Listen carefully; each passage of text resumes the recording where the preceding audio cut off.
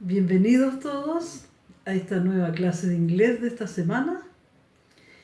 Espero hayan repasado los contenidos de las clases anteriores para ir avanzando en nuestro aprendizaje del inglés como segundo idioma.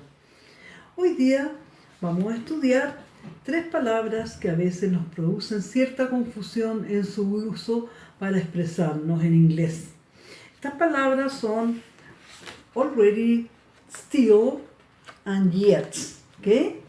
Son palabras que tienen un significado muy similar, pero en la oración la vamos a ubicar de distintas formas de acuerdo a su forma verbal, si son afirmaciones, negaciones o preguntas, ¿sí?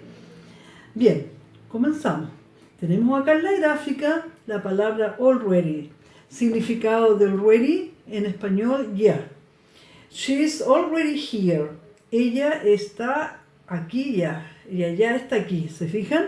Entonces el already lo ubicamos después del verbo to be. Am, is o are en el presente o was o were en el pasado. ¿Sí? Después del verbo to be. Segundo caso, they have already finished. Ellos ya han terminado. Entonces ahí lo vamos a ubicar después del verbo have y antes del verbo principal. ¿Sí? Already finished, ya han terminado. Is he in class already? En la pregunta, ¿está él ya en clases? Entonces en ese caso el already lo ponemos al final. Bien, vamos ahora a ver still, la palabra still, aún o todavía. Es decir que la acción está en proceso al momento de hablar. Entonces en la afirmación, Mary is still here. María está aún aquí. Es decir, ubicamos la palabra still, igual que en el caso del already, después del verbo to be. En el segundo caso tenemos he still loves her, que él aún la ama, todavía la ama. Entonces ahí la palabra still la ubicamos antes del verbo principal.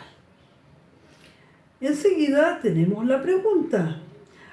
Bueno, tenemos otra negación ahí, una negación dice I still can't buy it. Bien, entonces still va antes de las negaciones. Still can't, ¿se fijan? Antes de la negación, still.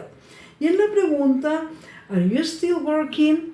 ¿Estás aún trabajando? Se da la fórmula entonces del afirmativo, ¿ya? Still antes del verbo principal. En este caso, working. Still working, ¿sí? Y por último, como dice la canción, will you still love me tomorrow? ¿Me amarás aún mañana?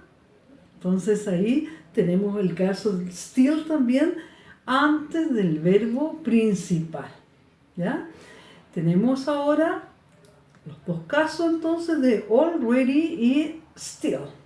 Bien, continuamos con nuestra clase y ahora vamos a estudiar la palabra yet. Aquí en el esquema podemos ver que la vamos a usar en las negaciones e interrogaciones. Siempre la vamos a ubicar al final de oraciones negativas o interrogativas.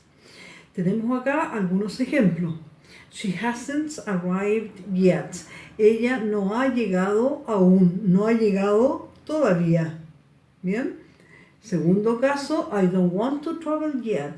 No quiero viajar todavía. ¿Ya? Oraciones negativas.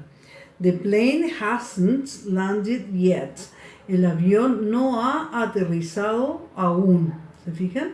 Entonces, en las negaciones, la traducción para esta palabra yet sería aún o todavía. ¿Bien? Vamos a la interrogación. En la interrogación, la palabra yet puede tener la traducción como ya o también puede ser aún o todavía. Ejemplo de oraciones. Has she called yet? ¿Ella ya ha llamado? ¿Te fijas? En ese caso, yet la traducimos como ya. Y en el segundo caso, haven't you quit smoking yet? Una pregunta negativa. ¿Se fijan? ¿No has dejado de fumar aún? It's too bad, because it's better that you stop smoking. That is not good for your health, right? Remember that.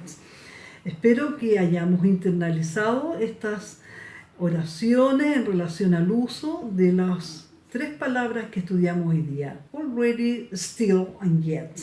Les recuerdo que practiquemos todos estos contenidos clase a clase y nos vemos la próxima semana. Have a nice week. Bye.